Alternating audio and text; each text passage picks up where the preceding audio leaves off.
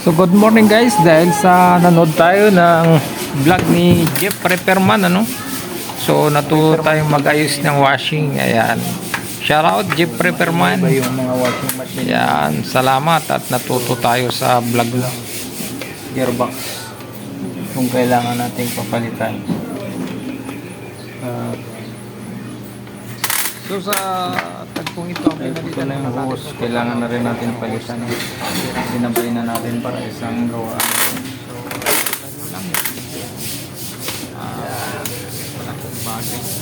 lang para So, kung walang clip, so dapat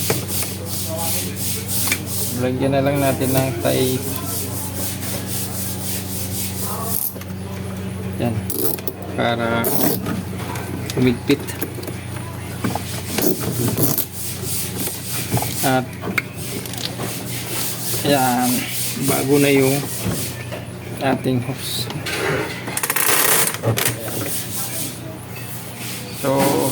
So sa isang video ko mga Ina yung hose natin.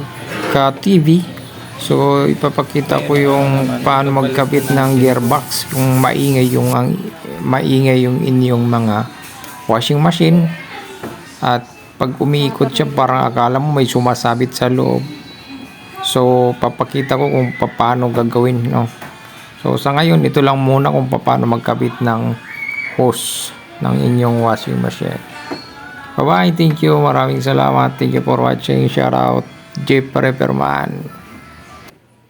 So abangan nyo po ang aking video, no, sa sunod, at kung paano magkabit ng gearbox.